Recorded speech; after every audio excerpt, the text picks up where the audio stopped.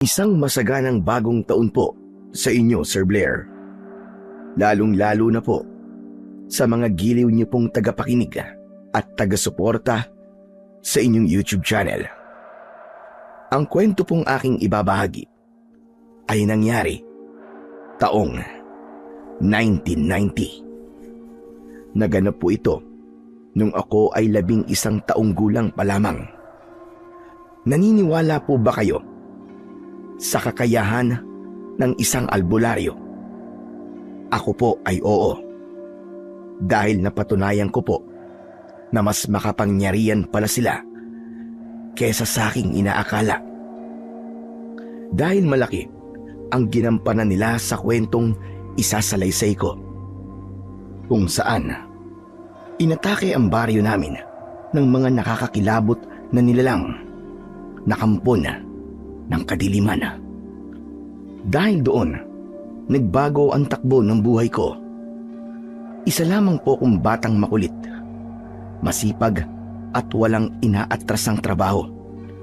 Maging ang pagtatabas ng damo sa mga taniman ng palay, mais, tubuhan at gulayan ay nasubukan ko na para lamang makatulong sa aking mga magulang. Dahil sa kahirapan, hindi na po ako nakapagtapos ng pag-aaral at grade 3 lamang po ang inabot ko. Bago ko nga po pala umpisahan ang aking kwento, ay nais ko lamang pong ipaalam sa inyo na ang mga tauhan at lugar na aking ginamit ay sinadya ko pong binago upang mapangalagaan ang kaligtasan at reputasyon ng aming lugar na totoong pinangyarihan ng aking kwento. Kilalanin niyo na lamang po ako sa pangalang Kaloy. At ito ang aking kwento. Lumayas ka ba sa pag-impakto? Lesanay mo ang katawan ni Rhoda. Patahimikin mo ang katawang lupa niya at bumalik ka na sa pinagmulan mo. Aray ko! Ang sakit! Gumaganti ka ba, ha? Gumaganti ka ba sa ginawa ko sa'yo nun? Alisin mo ang posporo sa kamay ko! Tanggalin mo! Ang sakit! Mang Kaloy, ano po nangyayari kay nanay? Bakit po siya nasasaktan? Huwag ka maingay. Huwag ka muna magsasalita, Kaloy. Pinapalayas ko lang ang masamang elemento na sumanib sa nanay mo. Matindi ang kapit ng nilalang na gumagambala sa pagtulog ng iyong ina. Ito ang dahilan kung bakit hindi na siya nakakatulog ng maayos sa gabi at kung bakit mas gusto niya kumain ng hilaw na karne kaysa sa lutong pagkain. Kaya ngayon, sige, sabihin mo, ano ang kanyang itsura ngayon? Nagbago na po ang itsura niya. Nawala na po ang pangingitim po ng paligid ng kanyang mga mata. Ganon din po ang kulay ng kanyang labi. Hindi na rin pumaputla ang kanyang muka. Ibig sabihin doon, unti-unti nang nawawala ang kapit na masamang elemento sa kanyang katawan. Hala, sige na. Alisin mo na ang nakaipit na posporo sa kanyang daliri. Pagkatapos, ipainom mo sa kanya ang gamot na ginawa ni Balong. Ano po ang kulay itim na likidong ito, Mandigong? Ang dami mo naman tanong. Gamot yan ng iyong ina. Katas siya ng pinagsamang talbos ng bayabas at guyabano at saka makabuhay. Ipainom mo yan sa kanya nang gumaling na siya. Bukas, ibalik mo siya sa akin ng ganitong oras para naman sa pagtatawas ko sa kanya. Mandigong, magaling na po ba si nanay? Hindi pa siya masyadong magaling. Gagawin ko lang ang pagtatawas para sa kanyang proteksyon. Hala, sige na. Ikaw na magpainom ng katas ng gamot kay Rhoda. Alam mo naman na bulag ako. Hindi ko siya nakikita. Isa pa, mukhang abala na si Balong sa iba ko pang mga pasyente. Ang tinutukoy ng bulag na albularyo na si Mang Digong ay ang alalay niyang kuba na si Balong. Kaibigan ko siya at palagi ko siyang nakakasama sa pagtatabas ng mga damo sa iba't ibang taniman. Agad akong kumilos. Ipinainom ko kay nanay ang baso na merong katas ng gamot. Naubos niya yon at para bang nagdahilan na medyo guminhawa ang kanyang pakiramdam. Pagkatapos ay umuwi kami sa bahay. Agad na nagpahinga ang aking ina na si Aling Rona sa loob ng kanyang silid. Sakto naman nang pagbukas ng aming pintuan, pumasok ang aking ama na si Mang Ronnie. Mananabas din siya ng damo sa taniman at kagagaling lang niya sa trabaho. Naghubad dito ng salakot at isinabit yon sa likod ng pinto kasama ang kanyang dalang itak. Kumusta lang nanay mo, anak? Sabi po ni Mandigong, medyo ayos na raw po si nanay. Kailangan daw po siyang ibalik bukas. Nasaan ang nanay mo? Nagpapahinga lang po siya doon po sa loob ng kwarto niya. Ay, Diyos ko, mabuti naman kung ganun. Nag-aalala na ako sa kanya dahil hindi na siya natutulog at nagsasalita na siyang mag-isa. Kung minsan naman, kinakain niya ang hilaw na karne ng manok na dati naman ay hindi niya ginagawa. Ay, nako. Hindi na nga ako makapagtrabaho ng maayos dahil sa pag-aalala ko sa kanya. Ako nga rin po tay. Nag-aalala na rin po kay nanay. Minsan nga po palagi po siya nagsasalita ng kung ano-ano. Palagi niya pong sinasabing nakapasok daw po siya sa mundo ng kadiliman. Ano po kaya ang ibig sabihin nun? Ay, nako, ewan ko ba. Huwag na nga nating isipin yun. Ang mahalaga ay maayos na siya kahit papano. Makakapagtrabaho ka na ulit kasama ko. Hala, sige na. Maganda ka na lang ng pagkain at sabay-sabay tayo maghahapunan. Sige na, tatawagin ko muna ang nanay mo. Kagaya ng isang normal na pamilya, sabay-sabay kaming kumakain sa hapagkainan. Nagkwekwentuhan tungkol sa mga nangyayari sa buhay namin sa loob ng isang araw. Naging maayos ang kalagayan ng aking ina. Bumalik na ang dating sigla ng kanyang katawan. Ako naman ay ipinagpatuloy ang pagtatrabaho sa taniman ng gulay para magtabas ng mga damo. Ngunit pagkalipas ng 1 linggo, meron na naman akong napapansing kakaiba sa nanay ko. Madalas ay tulala na naman ito at hindi na naman makausap. Palagi ko siyang nakikitang may kinakausap kahit wala naman. Isang gabi, napabalikwas ako ng bangon nang sumigaw ang aking ina mula sa loob ng kanilang kwarto ni tatay. Wala noon ang aking ama dahil tinapos nito ang pagtatrabaho sa taniman at ngayon lang din ito umuwi ng gabi. Kaya naman, wala siyang kasama sa loob ng kwarto. Dali-dali akong pumasok sa loob ng silid ng aking ina at nadatnang ko siya na yakap ang kanyang unan. Lumilinga-linga pa siya sa paligid ng kwarto habang malikot ang kanyang mga mata. Nay! Nay, ano po nangyayari sa inyo, Nay? Anak, may tao sa loob ng kwarto ko. Tinatawag niya ako. Mahaba ang kanyang buhok. Ang sabi niya, nasa loob ako ng kahon na madilim.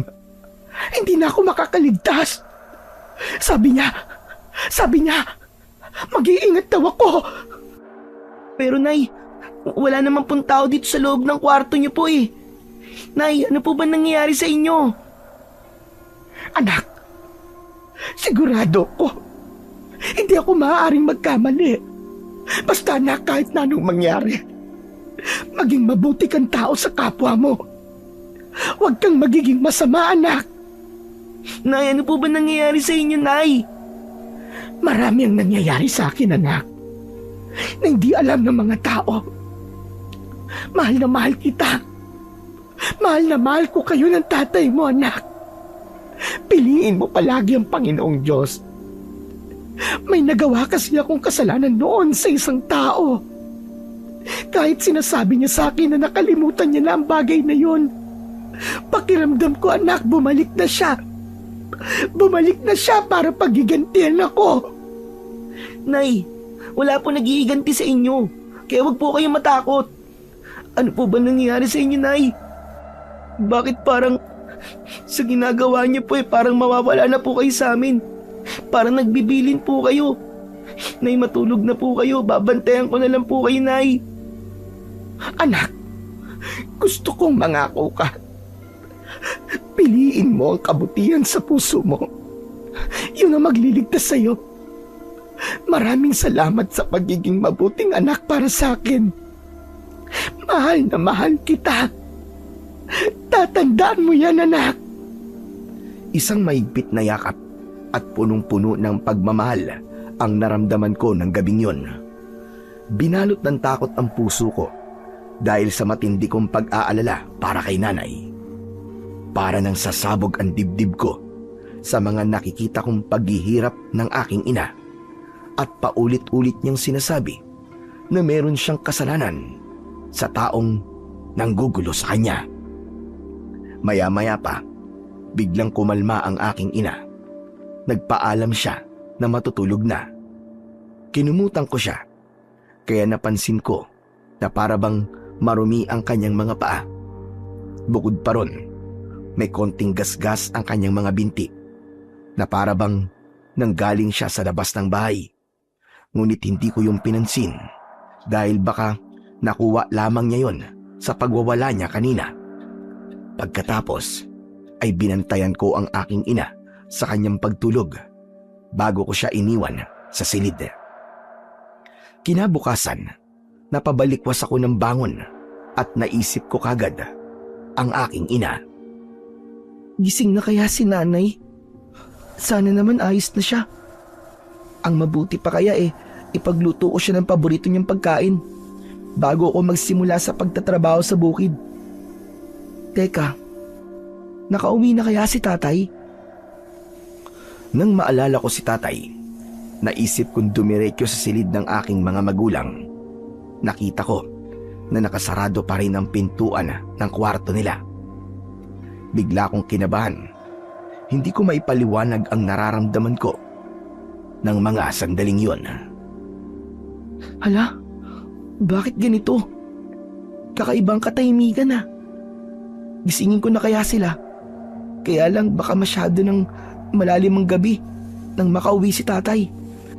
Baka mamaya mapagalitan ako kung iistorbuhin ko pa sila sa pagtulog nila. Nagtatalo ang kalooban ko noon kung bubuksan ko ba ang pinto ng silid ni na tatay at nanay o hindi. Pero habang tumatakbo ang oras, mas lalo akong hindi napapakali. Kaya naman, maingat at dahan-dahan kong binuksan ng pinto at sinilip ko ang loob ng kwarto nila. Ganun na lang ang panlalaki ng aking mga mata nang makita ang paa ng aking ina. Nakasabit siya sa bubong.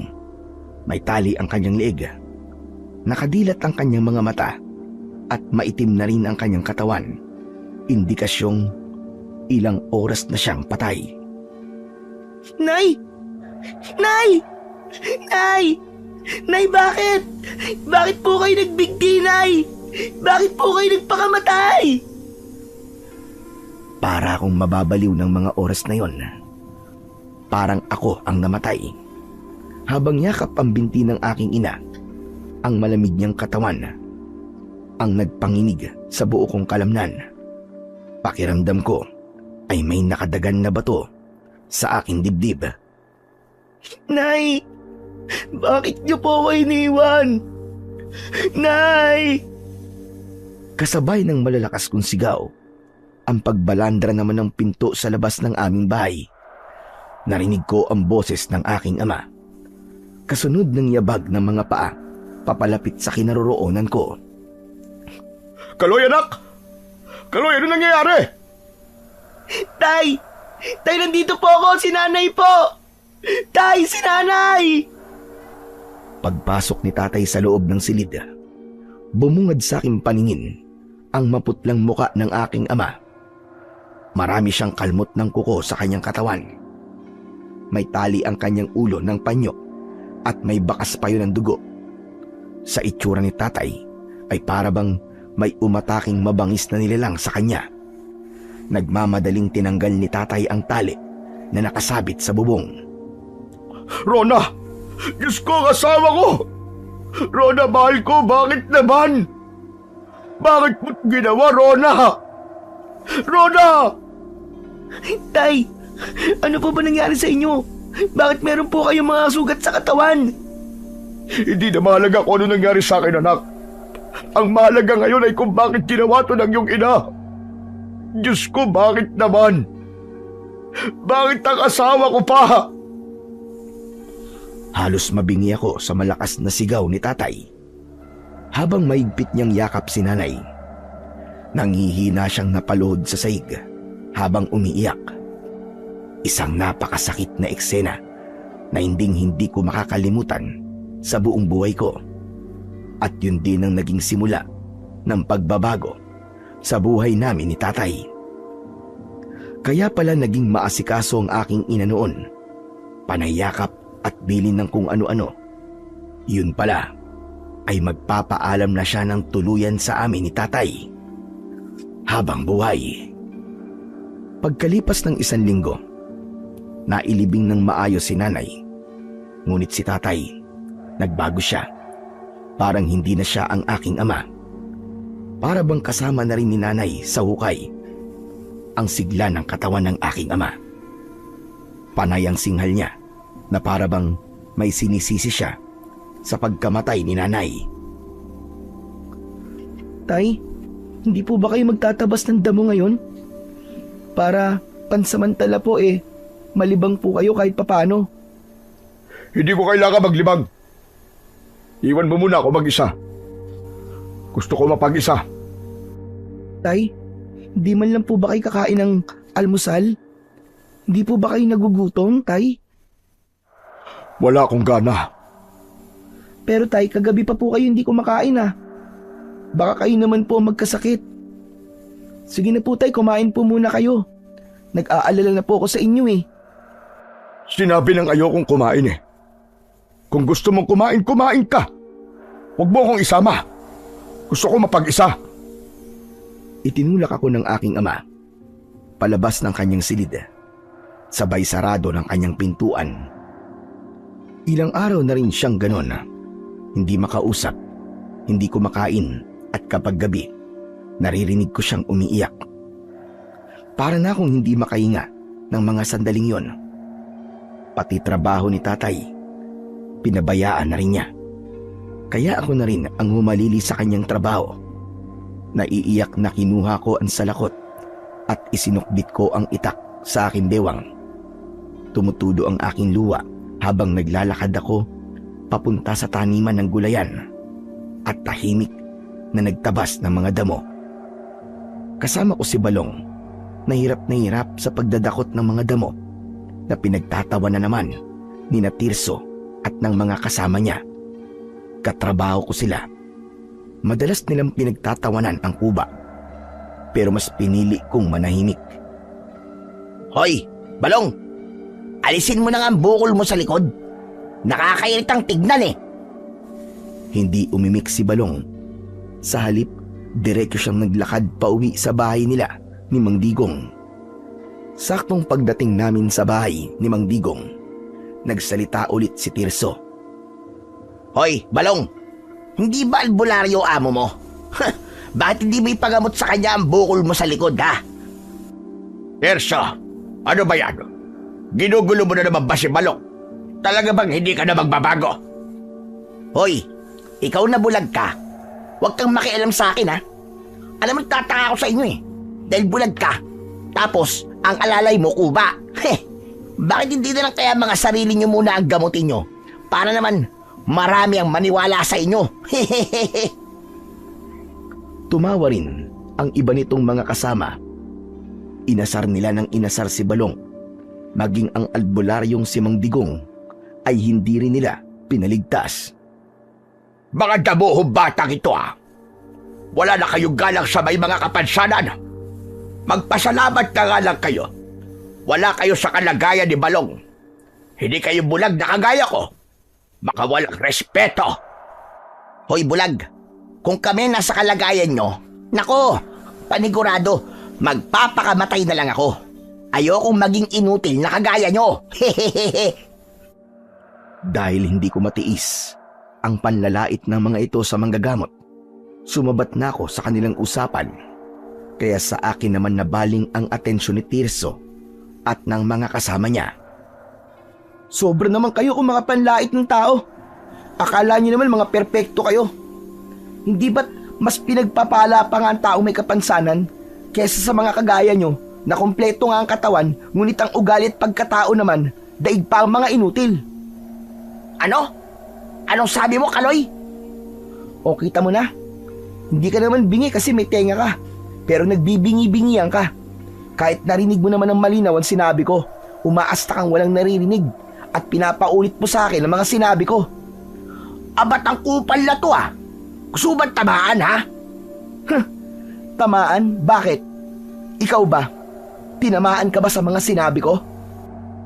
Alam mo, ikaw nakupal ka. Nakakatawa ka rin no? Ipinagtatanggol mo ang taong gumamot sa nanay mo. Pero hindi naman niya napagaling si Aling Rona, di ba?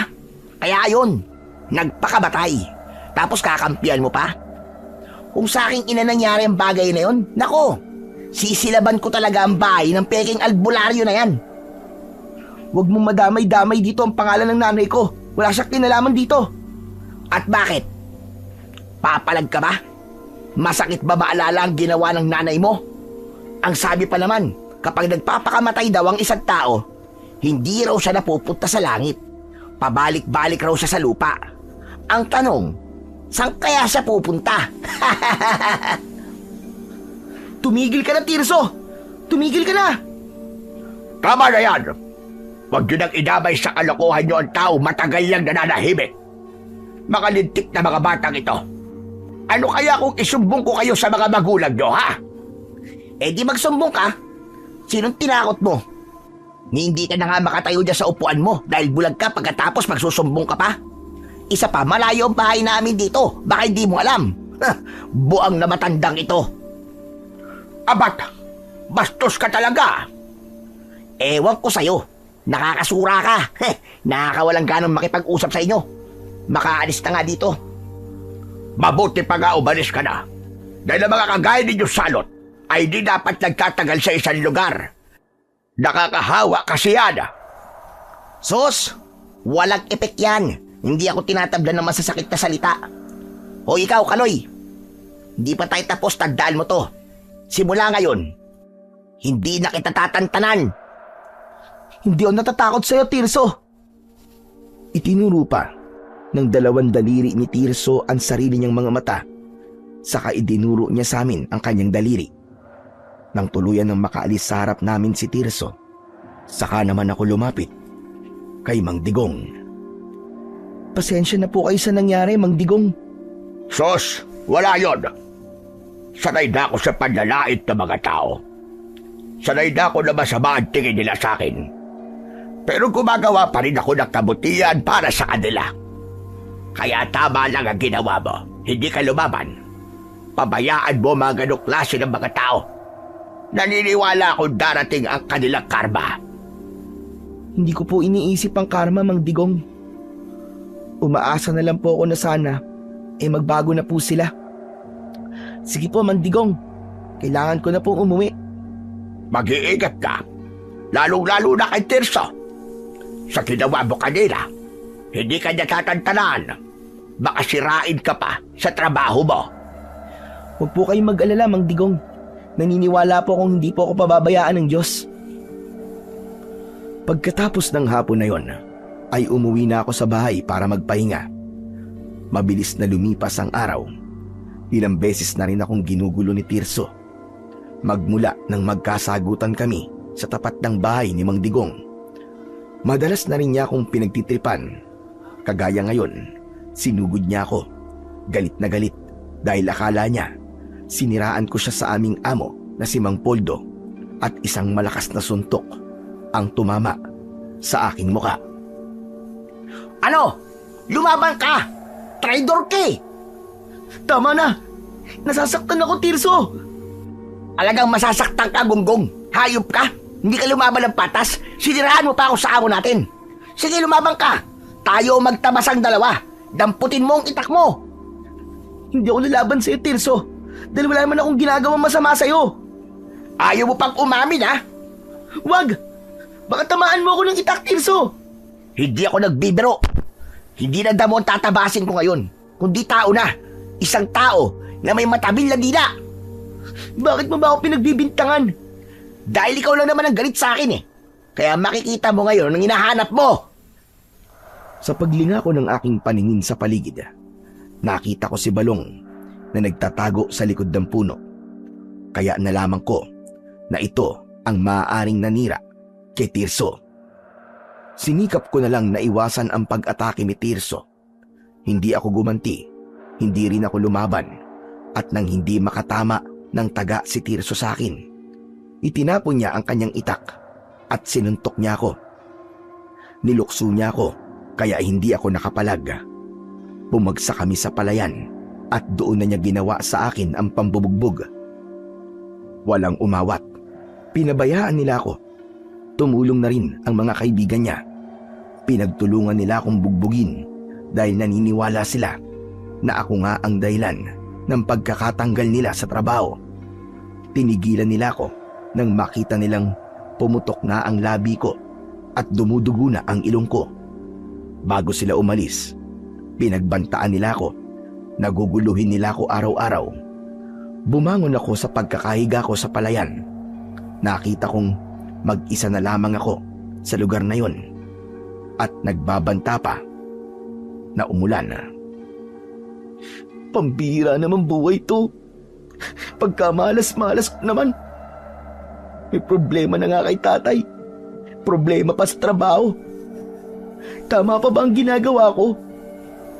Tama ang ginagawa mo. Tama na hindi ka lumaban sa kanila. Nagulat ako sa biglang paglitaw ng isang matandang lalaki mula sa aking likuran. May hawak siyang tungkod na gawa sa kahoy. Mahaba ang kulay puti at alon-alon niyang buhok. Mahaba rin ang suot niyang kulay berdeng balabal. May hudyon na parabang kakaiba ang dating sa akin. Iba ang naramdaman ko sa matandang ngayong ko lang nakita at nakausap. Sino po kayo, Tatang? Ako si Simbaro. Lolo Simbaro ang itawag mo sa akin. Bakit naman po ganyan po ang suot niyo? Hindi ba't kumukulog at kumikidlat? Mamaya lang ay paniguradong papatak na ang ulan. Kaya ganito ang suot ko. Kanina pa po ba kayo riyan? Nakita niyo po ba? Oo naman. Kitang-kita ko kung anong ginawa nila sa'yo. At hindi ka lumaban sa kanila. Kaya alam kong mabuti kang bata. Mabuti po ba yun? Palaging napapaaway. Hindi nga yata ako naging mabuting anak eh. Sa palagay ko, mabigat ang pinagdadaanan mo. Mukhang tamang-tama lang ang paglapit ko. Halika, aalalayan kitang tumayo. Napaangat ang aking muka sa nakalahad na kamay ni Lolo Simbaro. Tinanggap ko yun at inalalayan niya akong tumayo. Lumapit kami sa kubo at nagtabi sa pag-upo. Nakatanaw ang matanda sa malawak na palayan.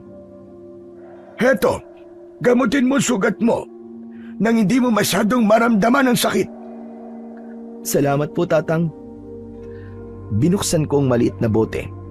Isang langis yun at inilagay ko sa mga sugat ko. Saka ko ibinalik sa matanda. Tatang, ano po bang dahilan at nakikipag-usap po kayo sa akin? Para balaan ka. Balaan po saan?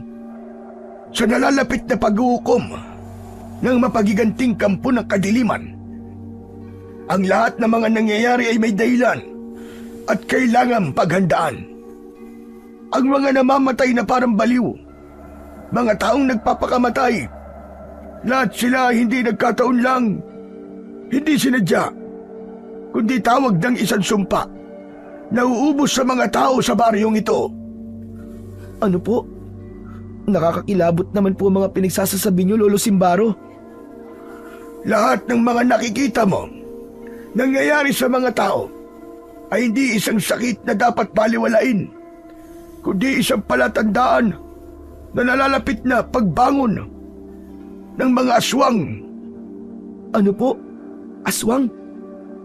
Lolo Simbaro naman, akala ko pa naman po matino kayo. Yung pala, kagaya rin po kayo ng mga baliw. Huwag kang basta-basta tumatawa. Totoo ang lahat ng sinasabi ko. Sumama ka sa akin. May ipapakita ko sa'yo. Saan naman po tayo pupunta? Malapit na pong dumilim eh. Kailangan ko na pong umuwi sa bahay. Magtiwala ka sa akin. Hindi ko alam kung anong meron sa matanda at sumama ako sa kanya papunta sa gitna ng kagubatan. Saglit kaming tumigil sa paglalakad habang nakatingin siya sa makapal na bahagi ng kakahuyan. Ano pong ginagawa natin dito, Lolo Simbaro? Ipapakita ko sa'yo na totoo ang sinasabi ko tungkol sa mga aswang. Pero ang mangyayari sa'yo ngayon ay isang pagsubok bago magkaroon ng isang kakaibang sandata. Isang mahiwagang itak na gawa sa makamandag na gagamba ang ipapakuha ko sa'yo bilang isang utos ng matandang nangangailangan ng tulong mo. Lolo Simbaro naman eh. Pinagluloloko niyo po ba ako? Hindi kita niloloko, Kaloy. Ito ang kapalaran mo. Ikaw ang napili kong tulungan. Sa ganung paraan, matutulungan mo rin ako. Dahil sa pagiging busilak at mabuti ng puso mo, umaasa ako na sa 100 bata na sinubukan ko, ay ikaw na ang papasa. Nanlaki ang aking mga mata nang marinig ko ang sinabi ni Lolo Simbaro. Gamit ang itak, talunin mo ang tagapagbantay para kilalanin ka ng sandata. Tiyak na magugustuhan mo yun dahil magagamit mo rin yun sa pagtatabas ng mga damo. Hala, sige na. Pumasok ka na sa kakauyan. Para bang may malakas na puwersang nagtulak sa akin para maging sunod-sunuran ako sa utos ng matanda. Maigpit kong hinawakan ang aking itak. Nang humakbang ako pasulong papasok sa kakauyan, habang ang tibok ng aking puso ay pabilis ng pabilis. Pinakiramdaman ko ang aking paligid. Muli akong lumingon sa gawi ng nakatayong ermitanyo. Tumango siya sa akin. Pagbalik ng aking paningin sa unahan ng daan, ay gano'n na lamang ang panlalaki ng aking mga mata nang makita ang isang gagamba, kulay itim, na halos kasing taas ko. Diyos ko! Anong klaseng nilalang ito? Lolo Simbaro! Anong klaseng nilalang ito nasa harapan ko? Sa aking paglingon sa kinatatayuan ni Lolo Simbaro, wala na ito roon, kaya mas lalong binalot ng takot ang aking dibdib. Pambihira naman oh! Ano bang pumasok sa isip ko? At naniwala ako sa matandang yon. Mas lalo akong naging alerto sa galaw ng nilalang na dahan-dahang lumalapit papunta sa akin. Inatake ako nito ng pagtusok ng kanyang galamay. Nakaiwas ako sa unang pag-atake niya. Diyos ko, tulungan niyo po ako. Sa sobrang lakas ng kanyang galamay, halos bumaon na yun sa lupa. Paano pa kaya kung sa katawan ko tumama ang dulo ng kanyang galamay? Hindi ako maaaring mahuli ng halimaw na to. Lalaban ako, kahit na anong mangyari. At tumanda talaga sa akin ang matandang yon kapag nakaligtas ako dito. Diyos ko, tulungan niyo po ako. Pumosisyon ako. Itinutok ko ang aking sandata sa nilalang. Lumikha ito ng tunog na para bang sumisitsit. At mula sa sanga ng mga puno ay nakita ko ang maliliit na gagamba na gumagapang papalapit sa aking kinatatayuan. Hindi nila ako pwedeng masugatan. Kilala ko ang mga gagamba na to. Isa silang makamandag na gagamba na kapag tumusok sa aking katawan ay bubula agad ang aking bibig at mapaparalisa ang aking katawan. Sa muli kong pagsulyap sa kinaroroonan ng mga gagamba, biglang lumukso sila sa ere at hindi ako nagdalawang isip. Iwinasiwas ko ang aking itak. Tinamaan ko sila sa katawan. Bumagsak sila sa damuhan.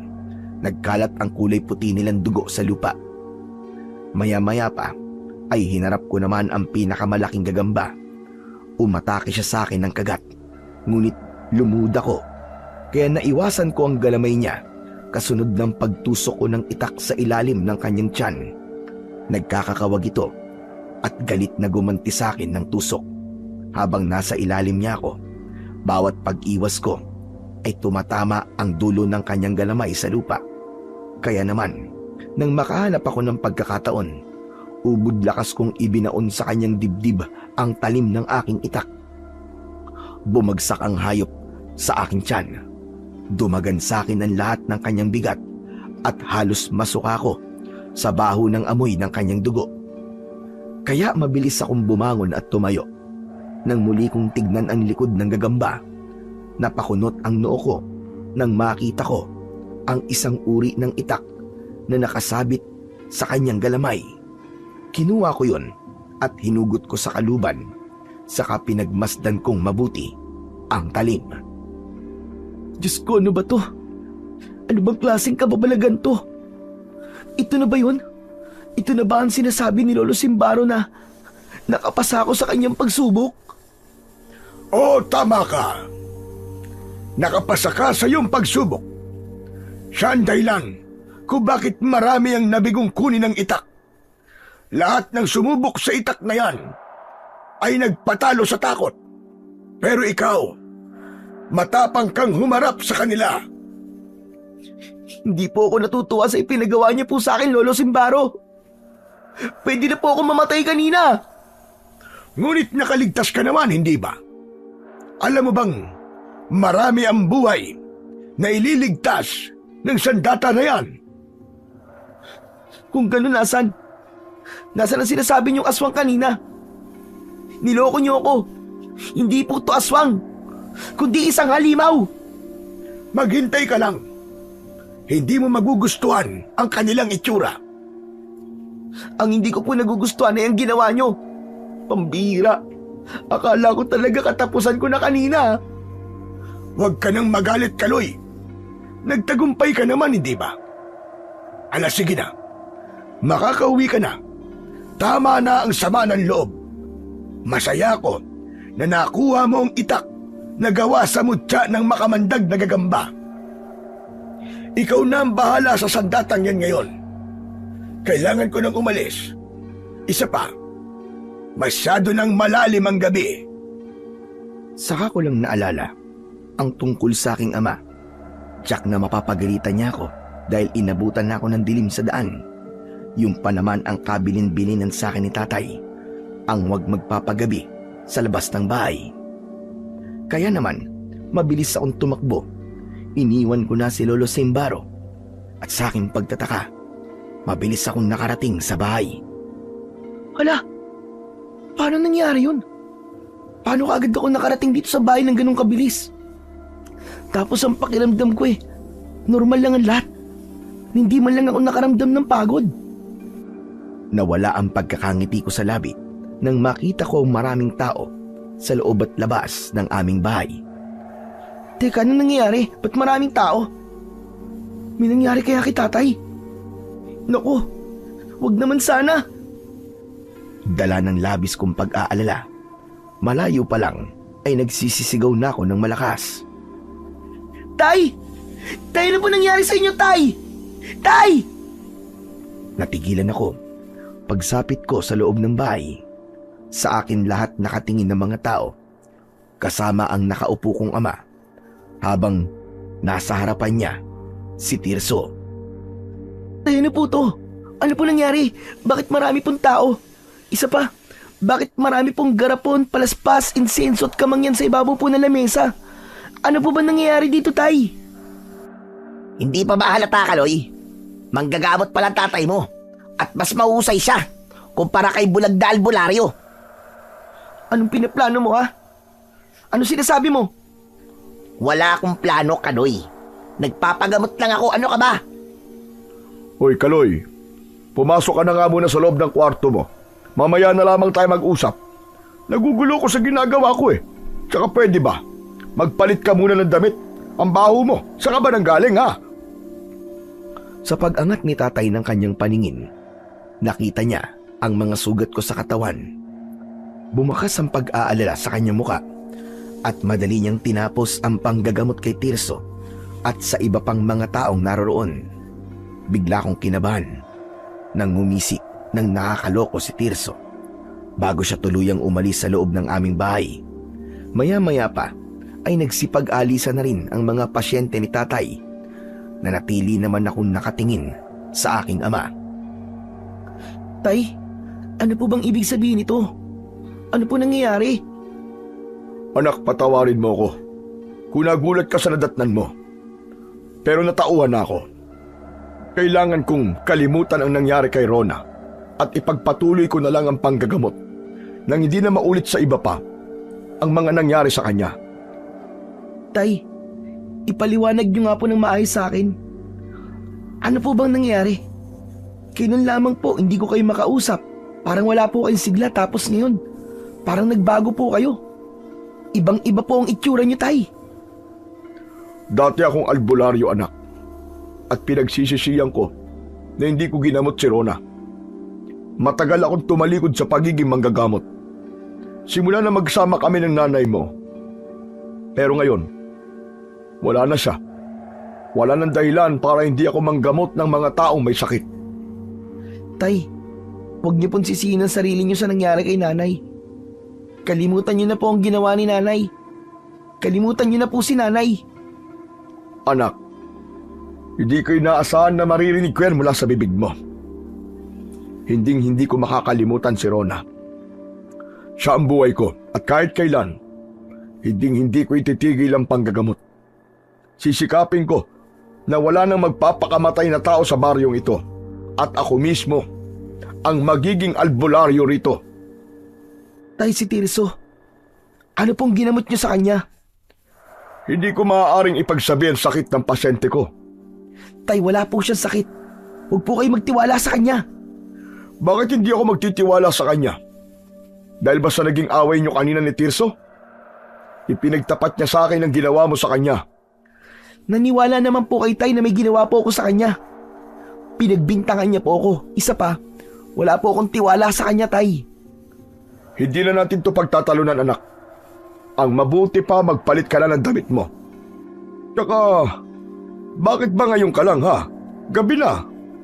Isa pa, saan ka ba talaga galing? Bakit ganyan ang itsura mo? Wala po to. Konting aksidente lang po dahil sa pagmamadali ko po sa pag-uwi ko. O hala, sige na, magpahinga ka na. At tapusin ko lang itong ginagawa ko. Kailangan ko pang gumawa ng gamot para sa mga pasyente ko. Hindi ko talaga po kayo naiintindihan, Tay. Talaga bang kinalaban niyo pa ang trabaho ni Mang Digong? Baka makarating sa kanyang ginagawa niyo. Sugurin pa niya po kayo rito. Anak naman, nagpapatawa ka ba? Hindi na yun nakakakita. Isa pa, kanya-kanya kami ng kakayahan. Kaya wala akong pakialam sa kakayahan niya. Basta ako, nawala na ang tiwala ko sa kanya. Dahil hindi niya napagaling ang nanay mo. Bahala nga po kayo, Tay. Bahala na kayo sa gusto niyo pong gawin. Nang gabing yun ay tuluyang nagbago ang takbo ng buhay ng aking ama. Hindi na siya tumanggap ng trabaho bilang mananabas.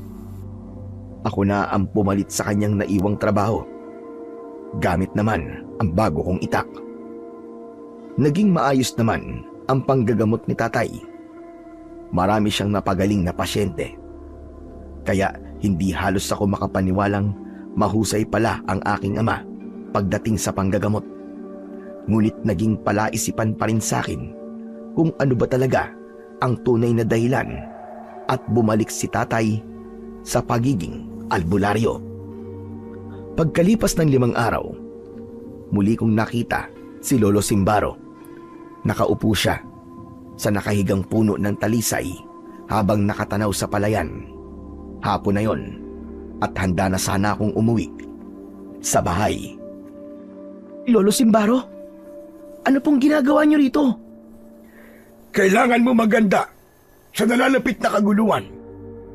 Kailangan mong protektahan ang iyong ama. Ano po?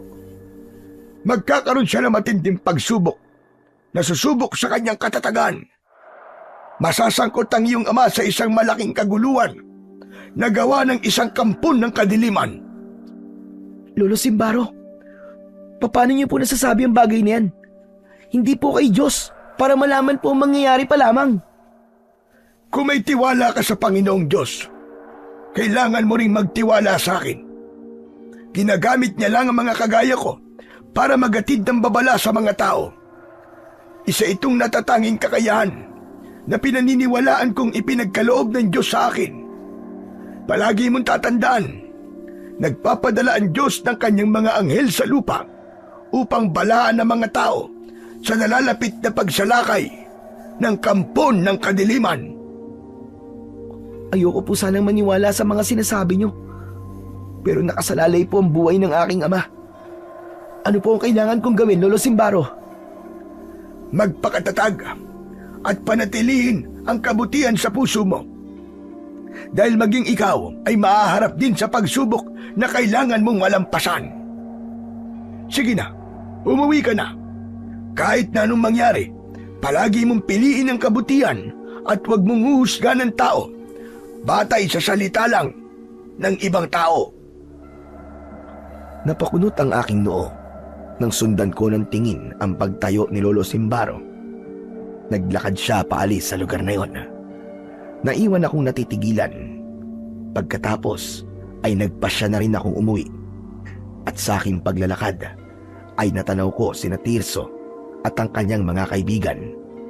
Abala sila sa pagtingin sa taong nakahiga sa lupa, malapit sa pilapil ng palayan. Ganun na lamang ang panlalaki ng aking paningin nang makilala ko ang taong nakahiga roon. Si Mang Poldo, ang amo namin sa Tabasan, at isa ng malamig na bangkay. Sobrang ginawa sa kanya. Wakwak ang kanyang tiyan at nakabukas rin ang kanyang leg. Sino ba naman na mabubuhay sa ganyang uri ng pagpatay? Tumigil sa pagsasalita si Tirso nang mapatingin siya sa gawi ko. Mga kasama, narito na ang anak ng mamamatay tao. Wala man lang ba kayong gagawin sa kanya? Sandali! Anong ibig sabihin nito, Tirso? Ano pa ba? Hindi ang tatay mo ang may gawa nito. Nakita ko siya, kausap niya si Mang Poldo habang nagtatalo sila. Hindi ko alam kung anong pinagtatalunan nila, pero malakas ang kutob kong siya ang pumatay kay Mang Poldo. Hindi totoo yan, nagkakamali ka. Bawiin mo ang sinabi mo. Bakit ko babawiin ang sinabi ko, ha? Seryosong usapan to. Kaya kanina, kinuyog siya ng mga tao, pero imbis na magpaliwanag, tumakas siya. Walang katotohanan ng ibinibintang mo sa aking ama. Ginagawa mo lang yan para makaganti sa akin. Hindi ako nagpatanggal sa isa trabaho. O baka naman ikaw ang totoong pumatay kay Mang Poldo at ibinibintang mo lang kay tatay. Alam kong kaya mong pumatay ng tao dahil muntik mo nang gawin sa akin yon. Sino namang maniniwala sa'yo, ha? Hindi lang ako nakakita sa nangyari kanina. Pati ang mga kaibigan ko at si Balong. Isa pa, alam mo bang nalaman na din ng mga tao na peking albularyo ang tatay mo? Tumigil ka na! Hindi peking albularyo ang tatay ko! Tumigil, ha? Alam mo ba lahat ng pasyente ng ama mo gumaling sa kanilang sakit, pero wala naman sa kanilang sarili? Tapos kinabukasan, matatagpuan silang patay. Ganito rin ang itsura kay Mang Poldo. Kaya naman, dapat lang na magtago na siya. Hayop ka, Tirso! Anong ginawa niyo sa ama ko? Wala kaming ibang ginawa sa kanya, kundi pinagbababato lang namin ng bato ang bahay niyo. Ewan ko nga kung saan siya nagpunta eh. Pero ito lang ang masasabi ko. Kung ano ang ginawa niya kay Mang Poldo, ganyan din ang mangyayari sa ama mo. Tumigil ka, Tirso! Tumigil ka! Imbis na magkagaganyan ka dyan, hanapin mo na lang ang tatay mo at sabihin mo na magpaliwanag siya. Pero unahin mo munang magtago dahil baka pati ikaw, saktan na ng mga tao. Inilinga ko ang aking paningin sa paligid at nakita kong dahan-dahan silang lumalapit sa akin. Mabilis akong tumakbo. Tinako ang daan papunta sa bahay. Bigla kong naalala ang sinabi sa akin ni Lolo Simbaro. Ito na kaya ang ibig sabihin ni Lolo Simbaro? Diyos ko, kayo na po ang bahala sa tatay ko. Parang binabayo ng maso ang aking dibdib sa labis na pag-aalala. Pero bigla kong napatigil sa pagtakbo. Naalala ko ang itsura ng bangkay. Teka, hindi yung kagagawa ng isang tao. Sigurado ako kagagawan nyo ng isang aswang. Kung ganun, nagsisimula na rin palang magasik ng lagim ang mga aswang. Dahil sa nangyari sa aking ama, bahay na lamang namin ang nadatnan ko at wala na siya. Ilang araw ko rin siyang hinanap hanggang sa kakauyan. Apektado na rin ang aking trabaho dahil wala nang gustong magpatrabaho pa sa akin. Halos lahat ng mga tao ay hinahanap nila si tatay. Kasabay ng pagkawala ng aming ama ay sunod-sunod na rin ang namamatay na mga tao sa baryo namin. Lahat yun ibinibintang nila sa aking ama. Ang iba nagpapakamatay, nawala sa katinuan at kumain ng hilaw na karne ng hayop. Kaya naman, para malinis ko ang pangalan ng aking ama, nagbantay ako sa kagubatan. Dalawa ang aking layunin. Una ay mahanap ang aking ama at pangalawa ay makakita ng aswang para patunayan na aswang ang pumatay sa mga biktima. Sa aking pagbabantay sa gubat, bigla kong nakarinig ng malakas na sigaw. Pamilyar sa akin ang boses ng isang batang lalaki. Lumayo ka! Lumayo kang halimaw ka! Mukha yatang takot na takot ka. Hindi ba't matapag ka at masama ang ugali mo? Hindi ba't kung ano-ano sinasabi mo tungkol sa akin? Nasaan? Nasaan na ang tapang mo? Lumayo ka! Lumayo ka, halimaw ka! Sino ka ba? Sa dami ng ginawan mo ng masama, hindi mo na alam kung sino ako. Humanda ka sa akin dahil papatayin kita! Wag! Layuan mo siya! Sinasabi ko na nga ba't may aswang sa baryo namin? Ikaw ang totoong pumatay kay Mang Poldo, tama ba? Bakit? Nakita mo ba? Pagbastad mo ang gagawin ko sa batang ito! Sa bilis ng pangyayari, kinagat niya ang braso ni Tirso. Wag! Wag mo siya sasaktan! Ang sakit! Tulog! Tulungan mo ako, Kaloy! Tulungan mo ako! Mabilis akong tumakbo para iligtas si Tirso. Ngunit sinalubong ako ng suntok sa muka ng aswang. Pasadsad akong bumagsak sa damuhan at tumusok sa likod ko ang nakausling kahoy. Napangiwi ako dahil sa labis na sakit. Dahil doon, hindi agad ako nakabangon. Kitang-kita ko ang paggapang ni Tirso sa lupa. Iniwan niya ako, tumakas siya. Napako naman ng aking paningin sa muka ng nakakatakot na nilalang. Ang lakas ng loob mong pigilan ako! Hindi mo yata nakikilala kung sino ako! Kung sino ka man, isa lang ang alam ko. Isa kang demonyo na nagtatago sa pangit mong itsura. At ang pangit na to, ang wawasak sa laman mo! Maigpit kong kinapitan ang aking itak. Saka ginamit kong pagtukod sa lupa para makatayo ako. Pinagmasdan ko ang mapupulang mga mata ng kalaban. Nagbibitak-bitak ang kanyang balat at sa kanyang naaagnas na katawan. Lumabas ang malalaking buhay na uod. Nandidiri akong tinignan ang kanyang itsura at mas lalo akong natakot sa kanya nang ilabas niya ang malasangan niyang dila na dinilaan pa ang dugong dumikit sa kanyang labi mula kay Tirso. Dahil sa ginawa mo, mas pinalala mo ang sitwasyon ng kaguluhan. May nakatakas, may magpapakalat ng balita, at kapag nangyari yun, mas mapapadali ang pagsalakay ng mga alagad ko sa baryo ninyo. Simula pa lamang ito ng lahat ng kaapihang dinanas ko noon. Kung ganun, ikaw ang tinutukoy ni Lolo Simbaro. Biglang dumilim ang anyo ng aswang nang mabanggit ko ang pangalan ng matanda. Kaya mas lalong lumakas ang hinala ko na siya na ang pinuno ng mga aswang na maghahasik ng lagim sa baryo namin. ang magbibigay ng paghukom. Kilala mo ang matandang yon? Hindi maaari! Napako ang kanyang paningin sa aking hawak na itak. Dahil bigla yung kumislap at gumapang sa aking braso ang liwanag. Nawala ang pananakit ng aking katawan. Tignan mo nga naman ang pagkakataon. Hindi na ako mahihirapang makuha ang bagay na yan. Hindi mo pa yan kayang gamitin. Hindi mo pa nasusubukang gamitin laban sa nilalang na kagaya ko. Kaya naman, sisiguraduhin ko na makukuha ko yan sa'yo. Hindi na ako pinaporma ng aking kalaban. Mabilis siyang tumakbo papunta sa akin at inatake niya ako ng isang malakas na suntok. Tumama yun sa aking dibdib.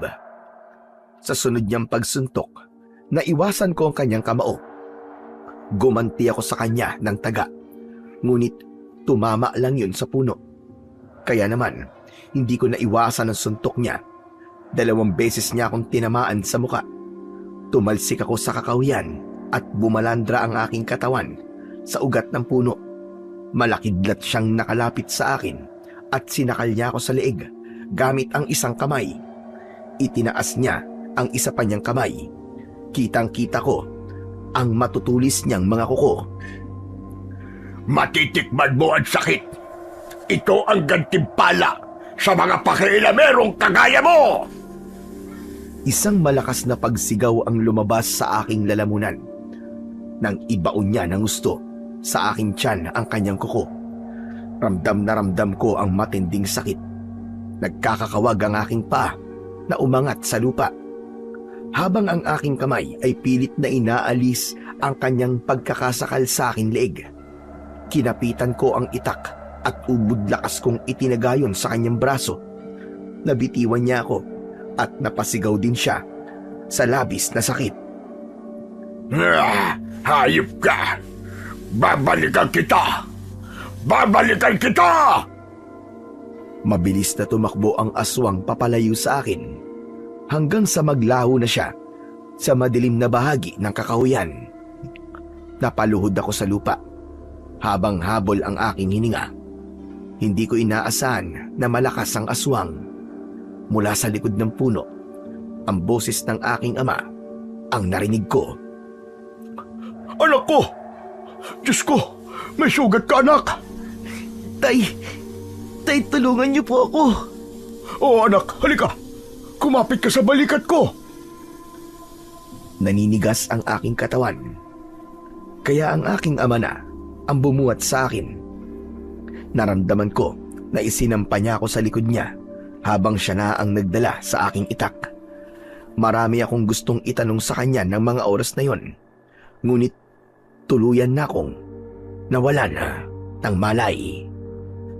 Pagkagising ko, naramdaman ko ang gamot na inilagay ng aking ama sa aking sugat sa tiyan. Tiisin mo lang ang hapdi, anak, para hindi ka mahawa ng aswang.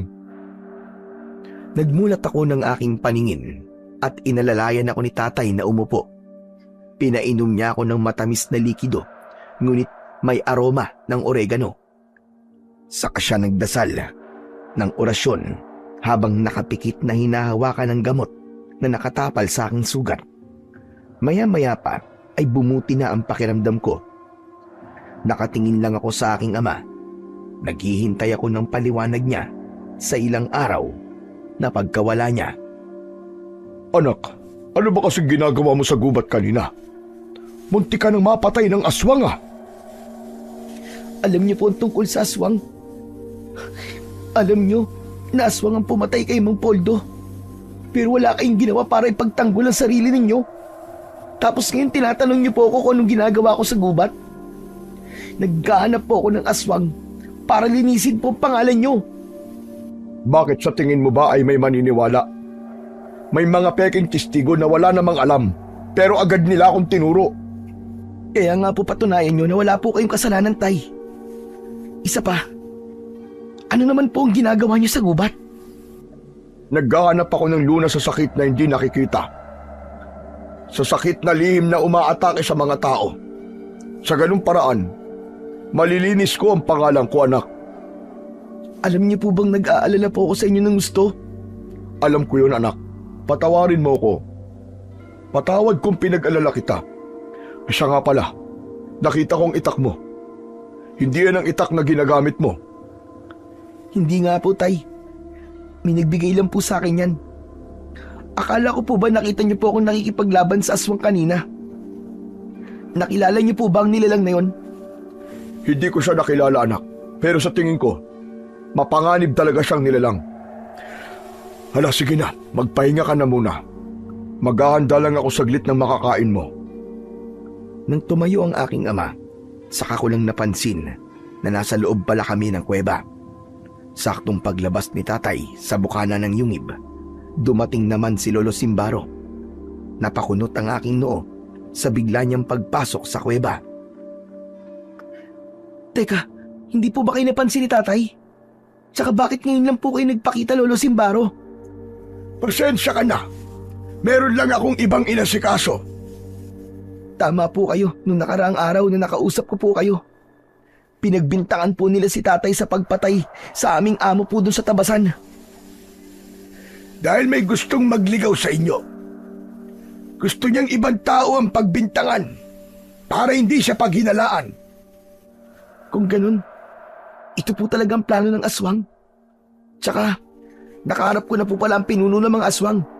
Kakaiba po ang bilis at lakas niya. Aswang na malanhig ang tawag sa kanya.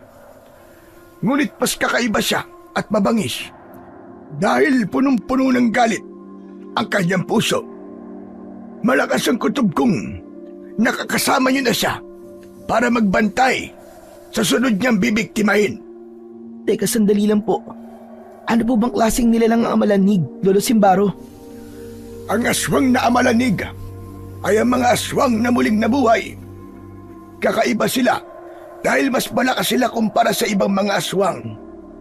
Tanging ang itak lamang nagawa sa mutya ng makamandag na gagamba ang makakatalo sa kanila sa lugar na ito. Pero, wala naman pong nagawang sandata nung inatake ko ang aswang kagabi. Nagkakamali ka. Hindi natitiis ng amalanig ang sakit mula sa talim ng itak mo. Hindi niya mapapagaling ang sugat niya at araw-araw siyang lalagnatin. Hindi mo pa yan napag-aaralan, ngunit malaki ang magagawa ng itak mo laban sa kanila. Alam mo bang ang ordinaryong itak, kapag isinaksak mo sa mga amalanig, ay hindi sila makakaramdam ng sakit. Pero kapag sinaksak mo sila gamit ang itak na yan, mamimilipit siya sa labis na sakit. Kung ganun po, alam na ng pinuno na nasa akin ang itak. Tsaka biglang bumakas po ang takot mula po sa mukha ng pinuno ng aswang na babanggit ko po ang pangalan niyo sa kanya. Hanggang ngayon po, hindi ko pa po alam kung sino po ba talaga kayo, Lolo Simbaro. Makikilala mo rin ako sa takdang panahon, Kaloy. Ang mahalaga, alam kong ligtas ka na. Magpagamot ka muna at magpalakas. Hala, sige, kailangan ko nang umalis. May nakalimutan lang akong puntahan. Sige po, Lolo Simbaro. Mag-iingat po kayo. Agad na tumayo ang matanda sa pagkakaupo niya sa tabi ng aking higaan. Saktong paglabas ng matanda, ang paglitaw naman ni tatay sa bukana ng kuweba. Napakunot ang aking noo dahil sa pagtataka. Nang mabilis na lumapit sa akin si tatay at hinaplos niya ang aking noo. Tay, bakit po? Wala ka naman lagnat. Sino ba kausap mo dito kanina? Hindi niyo po ba napansing lumabas si Lolo Simbaro? Katatapos lang po namin mag-usap, Tay. Kanina pa ako nakatayo sa likod ng pader ng kuweba at kitang-kita ko na may kinakausap ka. Pero anak, wala akong nakikitang ibang tao na kausap mo dito. Nag-aalala ko. Ganyan din ang nangyari sa nanay mo bago siya nagpakamatay. Naluluwang napabalikwas ako ng tayo. Nagtataka ako sa sinasabi ni tatay. Tay, ano po bang pinagsasasabi niyo? Kausap ko nga po si Lolo Simbaro. Sa katunayan po, siya po nagbigay sa akin ng itak. Isang sandata po nagawa raw sa mutya ng makamandag na gagamba. Anak, Alam ko marami na akong pagkukulang sa inyo. Nakikiusap ako labanan mo ang sakit mo, anak. Ayokong pati ikaw ay mawala din sa akin. Gagamutin kita, anak. Tatanggalin ko ang hawa ng aswang sa katawan mo. Kung hindi sapat ang mga gamot na ipinaiinom ko sa'yo, hahanap pa ako ng iba. Tay, pwede po ba? Huminahon po muna kayo. Pakinggan niyo po ako. May kausap po ako matanda at binibigyan niya po ako ng babala. Kayo po yata ang may problema eh. Kayo po yata ang may sakit eh. Sigurado rin ako sa nakita ko kanina. Wala kang kausap na matanda, anak. Kung wala po akong kausap, sino po matandang lalaking yon? Mahaba po ang kanyang buhok, mabait po siya. At ang pangalan po niya ay Lolo Simbaro. Natigilan ako sa aking pagsasalita nang maalala kong wala kong ibang alam tungkol sa matandang nakakausap ko. Nanghihina akong napaupo sa higaan at napatingin sa aking ama. Kung ganun po, ako lang po nakakakita sa kanya. Paano po nangyari yun, Tay? Nababaliw na rin po ba ako? Hindi, anak. Hindi ko alam kung anong nangyayari sa'yo. Kung kailan mo siya unang nakita, doon nagsimula ang lahat. Sa palayan po. Nung binugbog po ako ni Tirso, doon ko po siya unang nakita. Kung ganun, maaaring siyang madalas na nakikita ng mga biktima bago sila namamatay o nagpapakamatay. Hindi tayo sigurado kung mabuti siya o masamang nilalang. Ngunit, batay sa paraan ng pagkikwento mo sa akin, isa lang ang malinaw. Hindi siya ordinaryong tao, anak. Isa siyang mahiwagang ermitanyo. Ano po? Mahiwagang ermitanyo? Oo. Mahiwagang ermitanyo ang tawag sa matatandang bihirang magpakita sa tao. Kabilang sila sa elemento ng kababalaghan. At sa kanyang paglabas at pagpapakita sa iyo, isa yung senyales ng napipintong pagsalakay ng mga aswang. Tama po kayo, Tay. Sinabi rin niya po sa akin yan at nabanggit niya po ang tungkol sa mga aswang na amalanig. Kung ganun, nag-aalala ako sa kaligtasan ng mga tao. Mas lalakas ang hinala nila na ako ang pumapatay sa mga biktima. Tapos na akong gumawa ng mga sangkap para sa sakit ng mga tao. Kailangan lang maibalik ang tiwala nila sa akin para maagapan ang kanilang sakit. Ako naman po, kailangan ko po makausap si Tirso. Natitiyak ko po, nagagawa na naman po siya ng masamang kwento tungkol sa inyo. Iniwan niya po ako pagkatapos ko po siyang iligtas. Normal lang, anak, na matakot siya. Kakaibaan nila lang na nakita niya. Isa lang ang inaalala ko. Ang sabihin niya na ako ang aswang. Hindi po malabong yun nga ang isipin po ni Tirso, Tay. Kailangan ko po siyang makausap. Kailangan niya ring magamot kagad dahil nakagat po siya ng aswang. Kung ganun, kailangan mo siyang mahanap kagad. Pagkatapos namin mag-usap ni Tatay, 2 araw akong nagpagaling ng aking sugat at napatunayan kong mahusay ngang manggamot si Tatay. Pagsapit ng gabi, sinimulan ko na ang paghahanap kay Tirso. Yun lamang ang tamang oras para walang ibang taong makakita sa akin. Ngunit pagsapit ko sa gitna ng kakawyan, nadatnan ko si Lolo Simbaro. Kausap niya si Tirso. Nagtago ako sa likod ng puno, kaya kitang-kita ko ang pagbabago sa itsura ni Tirso. Para na siyang nawawala sa kanyang sarili. Maitim ang paligid ng kanyang mga mata. Tumutulo ang malapot niyang laway habang humihingal.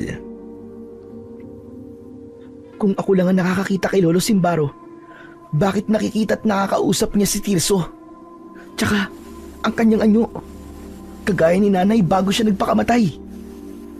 Mula sa aking kinaroroonan, dinig na dinig ko naman ang sinabi ni Lolo Simbaro kay Tirso. Si Ronnie ang makakatulong sa'yo. May hawa ka na ng aswang nang hindi mo namamalayan. Sinungaling ka. Sino ka bang matanda ka? Hindi na mahalaga kung sino ko. Ang mahalaga ay gumaling ka. Kahit na anong sabihin mo, hindi ako maniniwala sa'yo. Wala akong hawa ng aswang at kahit kailan, hindi ako magpapagamot sa aswang na yon. Magsama kayo ni Mang Ronnie. Mabilis na tumakbo papalayo si Tirso at nag-aalala na napasigaw na lamang ang matanda para tawagin ang pangalan nito.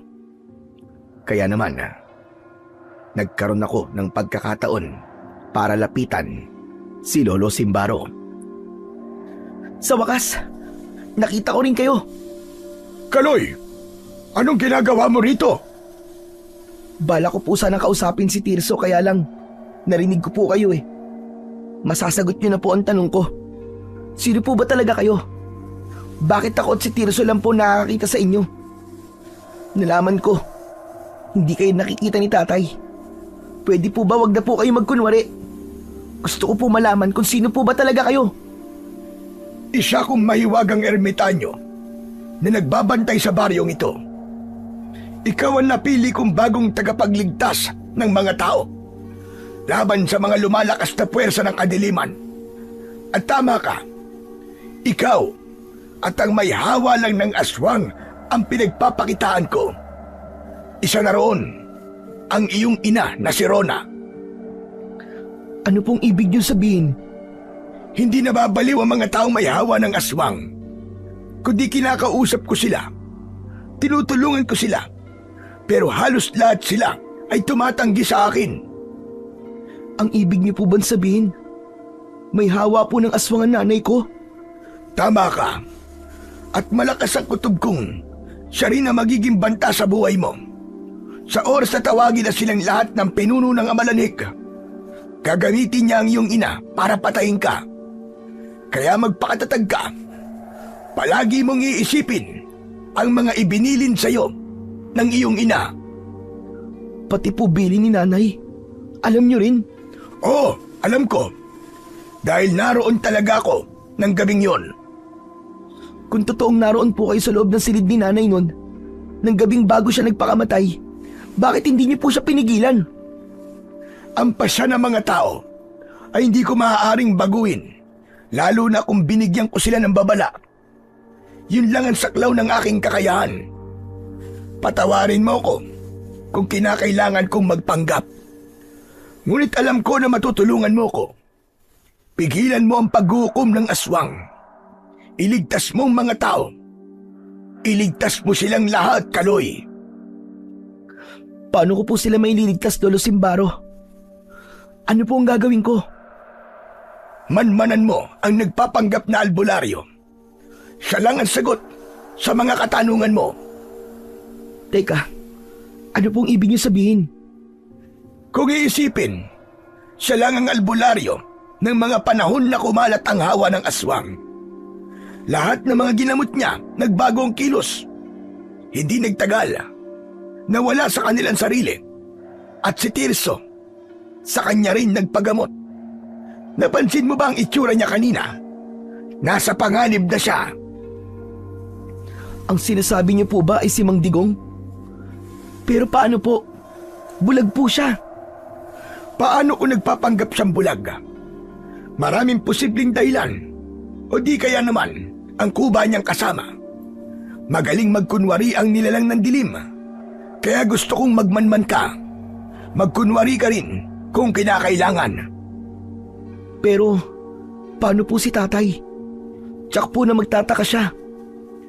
May iba siyang tungkulin at meron siyang nilulutas na problema. Iisa lamang ang layunin ninyong mag-ama. Ang magkaisa laban sa mga aswang. Sige po, Lolo Simbaro. Magkukunwari po ako may hawa ng aswang at gagamitin ko pong dahilan ay ang sugat ko mismo sa akin tiyan. Kapag nakainom ka ng likido na pinaiinom ni Digong, magpagamot ka sa iyong ama kagad para makontra ang pagkalat ng hawa ng aswang sa katawan mo. Malakas ang kutob kong yun ang ginagamit niya. Dalawang babantayan mo, ang kuba at ang bulag na albularyo. Sige po, ako pong bahala. May sarili na po akong plano. Tsaka, madali ko lang pong malalaman kung si Mandigong po ang aswang. Dahil naalala ko na nasugatan ko po siya sa braso nung una po kami magkaharap. Naiintindihan ko kung anong binabalak mong gawin. Hala, sige na. Umuwi ka na sa bahay niyo. Alam kong magtatagumpay ka. Mag-iingat kang mabuti, Kaloy. Iniwan kong matanda sa gitna ng kagubatan at naglakad ako sa masukal na daan. Tanging ang liwanag lang ng buwan ang nagsilbi kong tanglaw sa daan. Pagkalipas ng ilang oras na paglalakad, narating ko ang kinaroroonan ng aming bahay. Masukal ang paligid at nagkalat ang mga bato sa lupa. Ilang araw din akong hindi nanatili sa aming tahanan. Nang matiyak kong walang ibang tao na makakakita sa akin, maingat akong pumasok sa loob ng aking silid at nagpahinga ako. Dala ng labis kong pagod, agad akong nakatulog. Kinabukasan, nagising ako sa pagbukas ng pinto. Nakita ko si tatay. Bumalik na rin siya sa bahay namin. Dala niya ang mga ginawa niyang gamot at ipinagtapat ko sa kanya ang mga pinag-usapan naming dalawa ni Lolo Simbaro. Sigurado ka bang kakampi si Lolo Simbaro, anak? Opo, tay. Kailangan natin magtiwala po sa kanya. Basta, ihanda niyo po ang gamot para sa akin. Hindi ko sinabi sa aking ama ang tungkol sa totoong nangyari sa aking ina dahil ayoko nang dagdagan pa ang paghihirap ng kalooban niya. Pagkatapos ay nagpaalam na ako sa aking ama para simulan ang plano. Pagdating ko sa gilid ng kakahuyan, nagtago ako sa likod ng isang puno habang tanaw ang balkonahe ni Mang Digong. Nakita ko na nakaupo siya sa isang bangko. Tahimik ko siyang pinagmamasdan habang nanggagamot sa mga taong may sakit. Katatapos niya lang painumin ng gamot ang kanyang mga pasyente. Talaga kayang si Mandigong ang pinuno ng mga aswang na amalangig? Parang ang hirap talagang paniwalaan nun. Parang imposible dahil sa kalagayan niya. Isa siyang bulag. Nakita ko na kinakapa ng kamay ni Mang Digong ang bote ng langis. Pagkatapos ay ipinupulos niya yon sa sugat ng pasyente niya. Maya-maya pa, napako ang aking atensyon kay Balong. Tahimik siyang nakaupo sa tabi ni Mang Digong. Siya ang tagatimpla ng sangkap sa gamot. Pwede rin namang siyang aswang. Bahala na. Kailangan ko na itong gawin. Kailangan ko ng kumilos. Paika-ika akong naglakad at lumapit kay Mang Digong. Nagkagulo ang mga tao at iniwasan nila ako hanggang sa tuluyan na silang umalis. Agad akong nakilala ni Mang Digong. Kaloy! Aba Kaloy! Ikaw ba yan, ha? Opo, ako nga po ito, Mandigong. Tulungan niyo po ako. Hindi ko na po kaya ang sakit ng sugat ko. Kahit magaling na po sa labas, kumikirot pa rin po ang loob ng aking sugat. At natatakam na po ako sa ilaw na karne. Kung minsan naman po, Mandigong, aray, para bang may nakikita akong kakaiba sa paligid ko. Abay, Diyos ko po. May sumasanib sa'yo na masamang nilalang. O di naman kaya, may hawa ka ng aswang. Halika rito, lumapit ka sa akin, iyo. Teka, bakit ngayon ka lang kasi nagpagamot sa akin? Matagal kang nawala, ah. Alam niyo naman po, di ba, kung bakit? Alam niyo po na may aswang po sa lugar natin. Kaya, hindi po talaga si tatay ang pumatay kay Mang Poldo. Alam ko, hindi ako naniniwala sa mga kumakalat na kwento-kwento tungkol kay Rode. Kilala ko kayo. Kilala kita, Kaloy. Mabuti kang bata. Naikwento na rin sa akin ni Balong ang ginawa sa'yo ng grupo ni Tirso. Pasensya ka na kung pati ikaw ay nadamay. Hala, sige na, lumapit ka na sa akin. Halika rito para mahawakan ko ang sugat mo. Saan mo ba nakuha ang sugat na ito? Mandigong, inatake po kasi ako ng aswang. Nako, kung ganun, tama ako. May hawa ka na nga ng aswang. Hala, bakit naman pinatagal mo pa? Hindi ka pa lumapit sa akin para magpagamot. Hinintay mo pa lumala ang sugat mo. Pasensya na po kayo, Mandigong. Nag-aalala ako sa gagawin sa akin ng mga tao eh. Natatakot po ako baka saktan po nila ako. Akala ko ba'y maggagamot ang tatay mo? Bakit hindi ka nagpagamot sa kanya? Mangyaring hanggang ngayon po kasi hindi pa rin po kami nagkikita ni tatay. Nag-aalala na nga po ako sa kanya. Isa pa, ubos na rin po ang naipon ko sa kakahanap sa kanya. Magmula po ng paratangan si tatay na mamamatay tao, wala na rin pong nagpapatrabaho sa akin. Hindi ko na po talaga alam ang gagawin ko. Tulungan niyo po ako, Mandigong. Sige na, huwag ka mag-alala. Gagamutin kita. Bilang tulong ko na lang sa inyo. Balong, igawa mo nga ng gamot si Kaloy. Kailangan niya ng gamot para mapigilan ang hawa ng aswang sa kanya. Matagal bago sumunod sa utos ni Mang Digong si Balong. Nakatitig lang siya sa akin habang seryoso ang muka. At napansin ko na may sugat siya sa braso. Galing yun sa talim ng isang itak. Bigla kong kinabahan. Ngunit mananabas rin si Balong, kaya maaaring nasugatan din siya sa itak na ginagamit niya. Pansin ko rin ang panginginig ng kamay ni Balong. Ano na, Balong? Bakit sobrang tagal mo naman dyan? Kailangan na ni Kaloy ng gamot. Magmadali ka!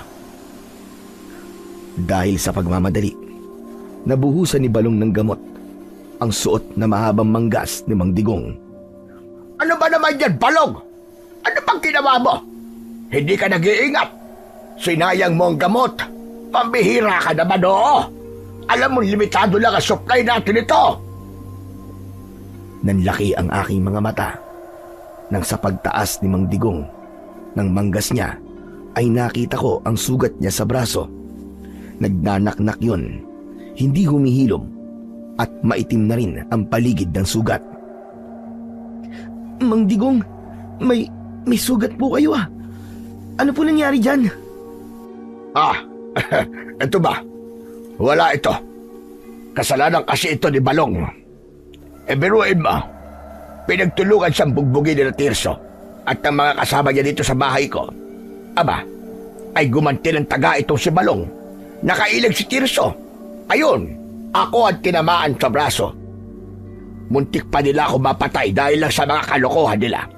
Kaya naman, pinagbayad ko si Tirso ng danyos perwisyo. Napasulyap ako kay Balong ng mga sandaling yon na nakatungo lamang habang gumagawa ng gamot. Pero Mandigong, parang hindi po yata gumagaling ang sugat nyo. Parang mas lalo po yata lumalala. Parang may impeksyon. Ay nako, hindi ko alam kung bakit ba hindi gumagaling ang sugat ko. Teka, uminom ka na nga ng gamot mo. At bukas bumalik ka rito para sa pagtatawas. Proteksyon yon, laban sa mga nilalang na nanggugulo sa'yo. Agad kong ininom ang gamot.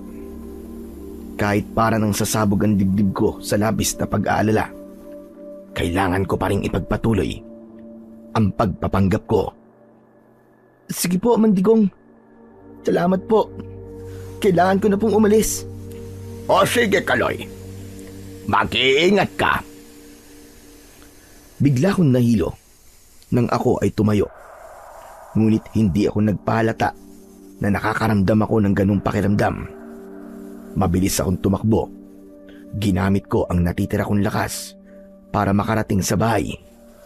Pagdating ko, nakaabang na si tatay. Nadatnan ko si Tirso. Tapos na siyang gamutin ni tatay habang walang malay na nakahiga sa bangko. Anak, nandiyan ka na pala. Ayos ka lang ba ha? Opo, tay. Ayos lang po. Gumana po ang plano. Nakainom na po ako ng gamot. Kayo na po ang bahala sa akin, tay. Sige anak. Gumana ang gamot ko kay Tirso. Magaling na siya. Siya mismo lumapit sa akin para gamutin siya. Teka, ano bang natuklasan mo? Tay, nakumpirma ko po si Mandigong. Siya nga po ang aswang, tay. Natigilan ako sa aking pagsasalita nang bigla kong naramdaman ang pag-iinit ng aking katawan. Gumapang na ang hawa ng aswang. Bumagsak ako sa sahig habang tumutulo ang malapot kong laway. Mabilis naman akong ginamot ni tatay. Diyos ko, may kasamang laso ng likidong ipinainom sa'yo ng hayop na matandang yun. Tuluyan na ngang nawalan ako ng malay at ipinaubaya ko sa aking ama at sa Diyos ang aking kaligtasan sa araw na yon. Nagising ako, kalat na ang dilim sa paligid ng bahay namin at katabi ko sina Tirso, tatay at lolo Simbaro. Lahat sila ay nakaabang sa aking pagising. Anak, buti na lang at gising ka na. Ano? Kumusta na ang pakiramdam mo, anak? Tay, salamat. Ayos na po ako. Magaan na po ang pakiramdam ko. Diyos ko, mabuti naman kung ganun. Simulan na natin ngayong gabi ang plano. Ang pagmamatsyag sa hayop na yun. Humanda siya. Pagbabayarin ko siya sa ginawa niya sa iyong ina. Tay, ano pong ibig niyo sabihin? Alam niyo na po ang totoo? Oo, anak. Mula sa simula, alam ko na may hawa ng aswang ang iyong ina. Kaya ako bumalik sa pagiging albularyo. Kung natatandaan mo, nang umagang umuwi ako at hindi ako nakauwi ng gabi, marami akong sugat sa katawan, hindi ba? Oo nga po. Natatandaan ko po yun. Inatake ako ng nanay mo. Doon ko nalaman na may hawa siya ng aswang. Hindi ko magawang ipagtapat sa iyo dahil maging ang sarili ko ay sinisisi ko sa mga nangyari sa kanya. Kaya po ba nagpakamatay si nanay, tay? Dahil alam na rin po niya na may hawa po siya ng aswang at maaaring hindi na siya gumaling. Oo, anak.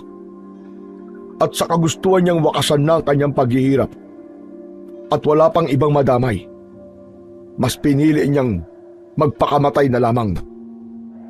Para akong nauupos na kandila nang marinig ko ang mga revelasyong yun ni tatay.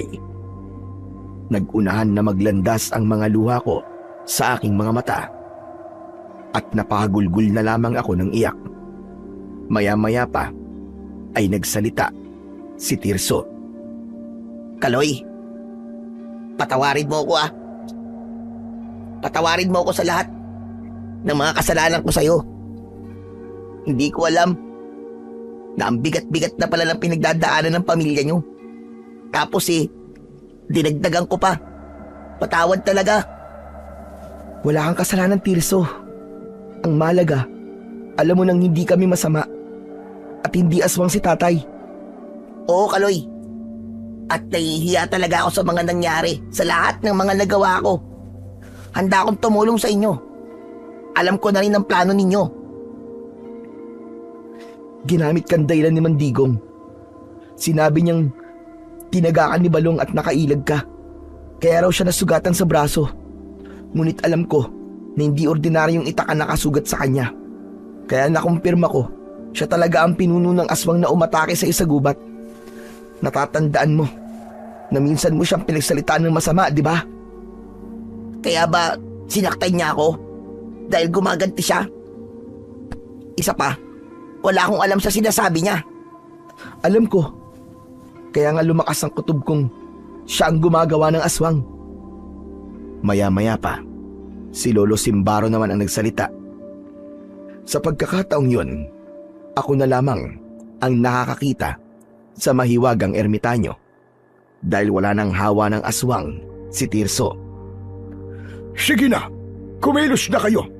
Dahil malakas ang kutob kong kaya nilagyan ng laso ng gamot mo dahil nakahalata na siya na nabisto mo na siya sa kanyang pagkukunwari. Pagkatapos naming magplano, ay agad kaming nagtungo sa bahay ni Mang Digong. Ngunit nakita namin siyang naglalakad na mag-isa.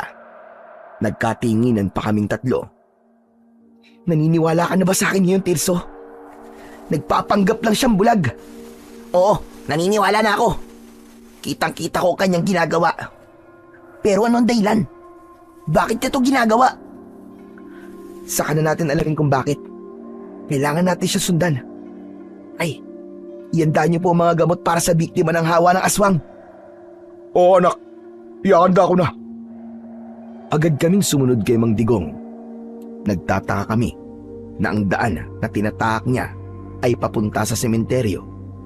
Maingat kaming nagtago sa likod ng mga puno. At mula sa aming pinagtataguan, nakikita namin ang ginagawa at sinasabi ni Mang Digong. Mga alagad ko, dumating na ang pinakahihintay ninyong lahat. Ang muling bumalik sa mundo ng mga tao. Hala, sige!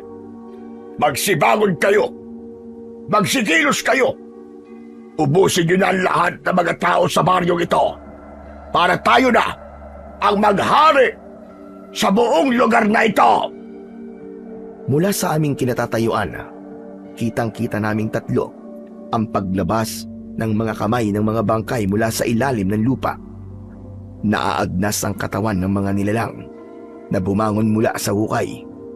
Wala kaming ibang narinig ng mga oras na yon, kundi ang pag-angil na masakit sa tenga. Diyos ko! Mang Ronnie! Kaloy! Anong klaseng nilalang ang mga yan? Patay na muling nabuhay! At isang tao na kayang bumuhay ng patay! Diyos ko po! Anong mga yan? Huminaon ka lang, Tirso. Aswang sila. Silang lahat ay nagkaroon ng hawa ng aswang na biglang namatay at muling nabuhay. Sige! Bumangon kayo! Ipaghiganti nyo ang kapihan ko! Patayin silang lahat! Isang nilalang na may mga uod sa katawan ang agad na tumakbo papunta sa direksyon ng baryo. Kaya naman, agad akong tumakbo para humarang sa aswang na yon. Tinagpas ko ng itak ang kanyang leeg. Ganon din ang ginawa ko sa lahat ng mga lumalabas sa sementeryo. Habang sila Tatay naman at Tirso ay iginapos nila ang mga amalanhig. Saka ko sila tinaga hanggang sa tuluyang hindi na sila gumalaw. Anak! Mag-iingat ka! Isang tango ang itinugon ko sa aking ama habang patuloy ang pagbabantay ko sa pintuan ng sementeryo. Wala akong pinalampas na kahit na ano ni isa sa kanila. Sa biglang pagsugod sa akin ng aswang, tinamaan ako ng kalmot sa aking dibdib. Napaluhod ako sa lupa habang si Tirso naman ay panay ang paggamit ng lubid para maigapos ang mga amalanhig. Biglang lumitaw ang malakas na liwanag sa aking mga mata, kasabay ng pagdagsa ng mga aswang papalapit sa aking kinaroroonan. Itinarak ko ang itak sa lupa. Sumabog ang liwanag at nalusaw ang mga aswang. Kaya naman, napansin na ako ni Mang Digong. Anak na putya! Paano nga? Ang akala ko! Akala mo ano? Akala mo nalason ako sa gamot na ginawa mo? Pwes nagkakamali ka. Hindi mo ako basta-bastang mapapatay, hayop ka! Huwag kang makialam dito! Makikialam ako. Dahil gusto ko. Dahil hustisya ni nanay ang sisingilin ko sa'yo. Kaya humanda ka. Magtutuos tayo ngayon!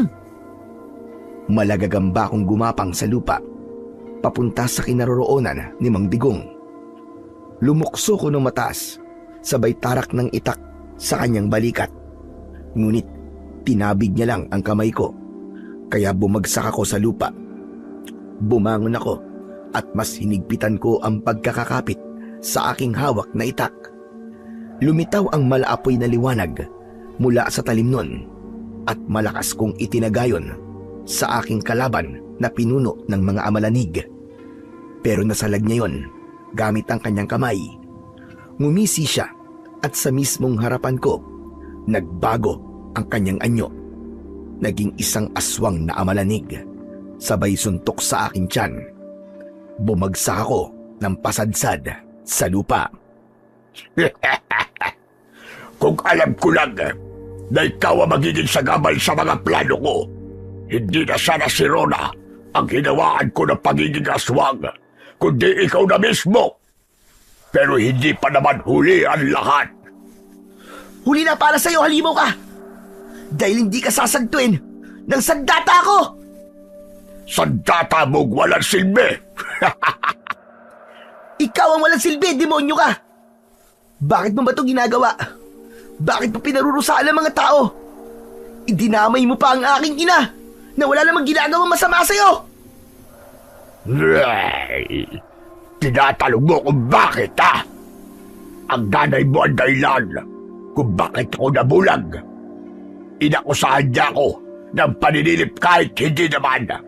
Kaya kinuyog ako ng mga tao. Binulag nila ako bilang parusa. Hindi! Hindi yan totoo! Sinungaling ka! Yun ang katotohanan. Sinira ng nanay mo ang buhay ko. Bata pa lang siya noon, naggawin niya yun sa akin. At habang buhay yun nakatatak sa aking isip, kaya isinanla ko ang aking kaluluwa sa hari na kadiliman, kapalit ng aking paningin at pagtanggap ko sa pagiging aswang. Isa lang ang hiningi kapalit ng hari na kadiliman, ang gumawa ako ng maraming aswang at magasik ng lagim sa buong sanlibutan. Wag na wag mong gagawin sa amin to! Magbago ka! Patawarin mo na ang mga tao nagkasala sa'yo! At ako na ang humihingi ng tawad para kay nanay! Hindi! Huli na! Huli na para magsisi! Alagad ko na ang nanay mo. Pagsisisihan niya at pagbabayaran niya ang ginawa niya sa akin.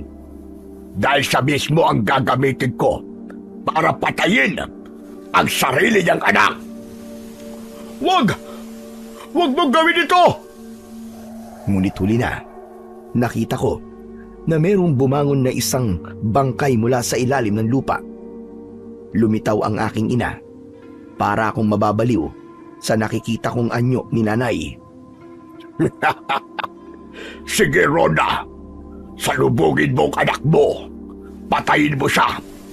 Ngayon naman, ikaw na bata ka. Salubungin mo ang nanay mo. Maglaban kayo. Dakilang tagapagligtas na inutil. Nay! Nay, wag po! Wag niyo po itong gawin! Anak niyo po ako! Anak! Hindi na siya si Rona! Hindi na siya nanay mo! Ginagamit lang ni Digong ang katawan ng nanay mo, anak! Nanginginig ang aking kamay habang hawak-hawak ang aking makapangyarihang itak. Pumatak ang aking mga luha sa aking mga mata. Paano ko ba sasaktan at lalabanan ang aking ina? Tay! Ano po gagawin ko? Patayin mo siya, anak! Palagi mong alalahanin ang sinabi sa iyo ng iyong ina. Gawin mo ang tama at kabutihan para sa lahat. Pero tay, hindi ko po kaya. Bigla kong sinunggaban ng umaangil kong ina. Pilit niyang inaabot ang aking leeg.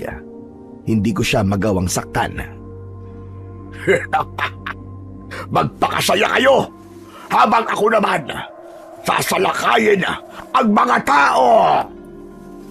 Biglang tumakbo ng mabilis si Mang Digong papunta sa baryo, sa bahay ng mga tao. Anak, bilisan mo! Patayin mo na siya! Kaloy, makinig ka! Maraming mapapahamak kung di mo lalabanan ng nanay mo. Maiintindihan niya ang gagawin mo. Hindi niya gusto yung maging halimaw siya. Bilisan mo na! Gawin mo na kung ano ang tama! Dahil sa sinabing yun ni Tirso, pikit mata kong tinaga ang leeg ni nanay. Nawala ang pag-angil at sa pagmulat ng aking mga mata, nakita kong hindi na gumagalaw ang kanyang katawan. Maingat na kinuha ni tatay ang katawan ni nanay at ibinalik niya yon sa ilalim ng lupa. Sige na, anak. Iligtas mo ang buong baryo. Ako nang bahala rito. Magmadali ka. Kaloy, sasamahan kita! Mabilis kaming tumakbo papunta sa bahay ng mga tao. At nadatnan namin ni Tirso na nagkakagulo na nga ang mga kababaryo namin dahil sa pagsalakay ng mga aswang. Humiwalay sa akin si Tirso. Dala niya ang maraming lubid. Hihingi raw siya ng tulong sa ibang mga lalaki para igapos ang mga aswang. Sumugod naman ako kay Mang Digong. Sige lang, ubusin silang lahat. Wala kayong ititirang buhay. Mang Digong! Tayo ang maglaban! Wala ka ng pag-asa. Mamamatay ka na sa aking mga kamay ngayong gabi! Agad ko siyang inatake ng isang taga. Naiwasan niya yon at gumanti siya sa akin ng suntok at kalmot na tumama naman sa aking katawan. Malakas siya at ilang beses niya akong naibalibag sa lupa. Muntik kong mabitiwan ang aking itak. Bigla ko namang narinig ang boses ni Lolo Simbaro mula sa aking likuran. Nasa bukong-bukong niya ang kahinaan niya, Kaloy. Sige na, kumilos ka na at patamaan yon. Bigla kong naramdaman ang malakas na enerhiya na gumapang sa aking mga braso. Sumugod ako sa kinaroroonan ni Mandigong at inatake ko siya ng taga. Tumama yon sa kanyang balikat. Sinundan ko ng isa pang taga sa kanyang kilikili. Sa huling pag-asinta ko ng taga, tinamaan siya sa bukong-bukong ng kanyang paa. Natumba siya at tuluyan ng bumagsak sa lupa. Hayop kang demonyo ka! Ngayon mo sa akin sabihin na walang kwenta at walang silbi ang aking sandata! Tumayo ako sa kanyang paanan at itinutok ko ang tanim sa kanyang tiyan. Para sa mga taong nabiktima mo at idinamay mo sa iyong kasamaan, ito ang kaparusahang nararapat sa iyo! Kasabay ng pagtarak ko ng talim sa kanyang tiyan, ang pagkalat ng liwanag mula sa itak na ako lamang ang nakakakita. Dumagsa ang maraming tao na humihingi sa amin ng tulong. Iginapos nila ni Tirso ang mga natitirang amalanig. Saka ko inatake ng taga ang mga ito. Sabay-sabay silang bumagsak sa lupa at muling bumalik sa dating anyo bilang isang bangkay. Ang iba naman na nakapasok na sa loob ng bahay ng mga kababaryo ko ay isa-isa ko ring iniligtas. Maging ang mga buntis, lahat sila ay pinutrektahan ko. Habang sina Tatay at Tirso naman, ginamot nila ang sugatan, pati na ang may hawa ng aswang. Natapos na ang labanan at nagkalat ang katawan ng mga bangkay sa lupa. Hanggang sa lumapit sa akin si Lolo Simbaro, ang mahiwagang ermitanyo. Hindi kasing lakas ng pinuno ng mga aswang ang itak na napunta sa'yo. Ngunit dahil sa'yo, nailigtas mo mga tao at natalo mo si Digong. Hindi ako nagkamali sa pagpili sa'yo, Kaloy. Maraming sa tulong po ninyo, Lolo Simbaro. Ako ang dapat na magpasalamat sa'yo. Maraming salamat, Kaloy. Hanggang dito na lang. Kailangan ko na rin magpaalam. Ingatan mo ang makapangyarihang itak na yan. At palagi mo lamang yan gagamitin sa tama. Tuluyan ng naglaw ang mahiwagang ermitanyo sa aking paningin.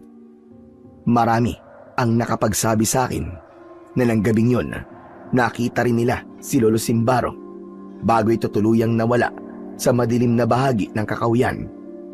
Magmula rin noon, hindi ko na siya nakita pa. Samantalang si Balong naman ay sumuko sa mga pulis. Nalaman naming lahat na si Balong ang pumatay kay Mang Poldo sa utos ni Mang Digong. Inako niya ang lahat ng kaguluhan at humingi siya ng tawad sa aming lahat. Ganon din si Tirso kay Balong. Sa kasalukuyan ay tahimik na ang aming baryo. Wala nang panganib na banta ng mga aswang. Bumalik na rin ako sa pagiging mananabas ng damo. Kung minsan naman, kapag nagpapahinga kami ng aking kaibigang si Tirso, hindi namin naiiwasang hindi pag-usapan ang tungkol kay Lolo Simbaro. Kahit lumipas na ang maraming taon, mananatili pa rin siya sa aming puso at isipan. Ang mahiwagang ermitanyo na tumulong sa akin at siyang naging dahilan kung bakit itinuring ako ng mga tao na bayani sa aming lugar. Hanggang dito na lamang po ang aking kwento. Lubos na nagpapasalamat, Kaloy. Ang maling paratang sa kapwa, kadalasan pinagsisimulan ng kaguluhan, isang lagim na magdudulot ng kapahamakan sa mga tao, hanggang sa maging ang kaluluwa ay ipagpapalit na sa hari ng kadiliman para lamang magawa ang minimiting pagiganti sa taong nagkasala. Ilan lamang ito sa dahilan kung bakit hanggang ngayon marami pa rin sa atin ang naliligaw ng landas at hindi alam ang halaga ng salitang pagpapatawad. Sana ay mabuksan ang isipan ng mga taong lumalayo sa paniniwala sa Panginoong Diyos. Sa halip, ilapit natin ang kasalanan ng ibang tao sa ating dakilang lumikha. Huwag tayong papatalo sa tukso ng kadiliman dahil kahit kailan, hindi magtatagumpay ang kasamaan laban sa puwersa ng kabutihan. Palaging may Diyos na tutulong sa atin upang iligtas tayo sa tiyak na kapahamakan.